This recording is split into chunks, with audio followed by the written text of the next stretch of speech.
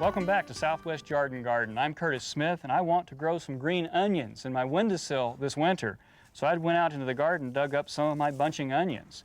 They're suffering from the summer heat, so I'm going to clean them up a little bit. And then I'm going to put them in some pots. I've got a square pot here I'll put some in. I've got a 4-pack that I'll use.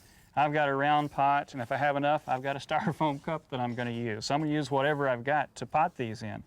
But first, I just need to clean them up, take off all the old dead, dry leaves. They're not doing any good right now.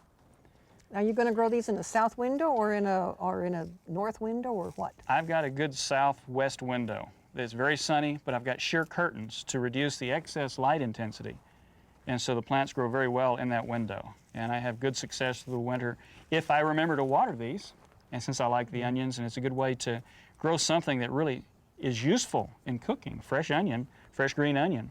So there's some that are ready to go. But suppose all you have is a north-facing window.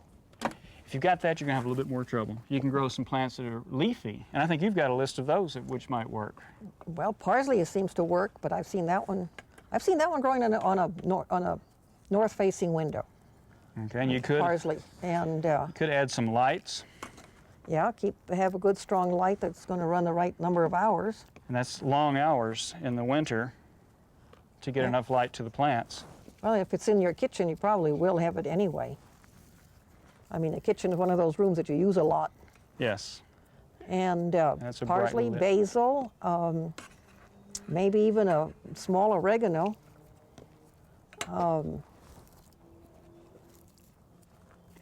Marjoram, any of those kinds of herbs that you'd use in cooking. And it doesn't take very much of those to be useful No, in you the just kitchen. need a little bit at a time. I mean, it's not like you're cooking for a restaurant. And here we go to using this 4-pack. I think I'll put the soil in first this time. Sometimes with bulbs, I like to put the bulb in first and then gently pull them through the loose soil so they get the roots, which are already existing, straightened out behind It it. does have some roots on here. They don't look like much roots, but they'll grow. Oh, these will do very well. Yeah. Chives is another one that works well. Chives and shallots. Of course, shallots are winter ones anyway. You can have those outdoors in the winter. Now, these are a little dangerous, though, because you grow them in the house and you start smelling them and you get hungry all the time. And you may be eating too much. But herbs are good for creating appetite, and some of these are good for stimulating digestion. And some of them just plain taste good. And that's nice, too, isn't it? Yes. And you don't have to have a big reason for it, except that they taste good. Some things don't do too well indoors, and that's big tomato plants. Maybe little tomato plants you could grow indoors. I know a lot of people like to do that. I know people who are very successful growing even tomatoes indoors. In fact, I think later we'll be answering a question about that. But you have to have the right setting for a tomato. Because tomato plants get pretty big, except for little Tom Thumb. There are some that become large. That's why I like the herbs. They're small. Parsley grows very well, doesn't take a lot of space, likes the coolness that's next to the window during the winter. But then so does onion. Yeah, and the other thing about parsley, it's a biennial, so you're not going to keep it very long anyway.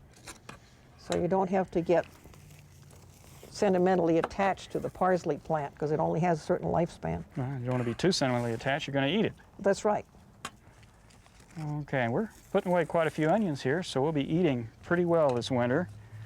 My family will appreciate this.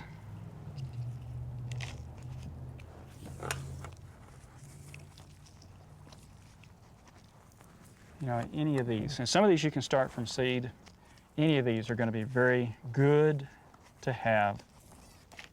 Now I'm going to do this one a different way. I'm going to fill it up good. Then I'm going to make a hole with my nice little sharp tool here. And then I can put the onion in that way. There's different ways you can do these things. If your soil is in good shape like that, you can do anything.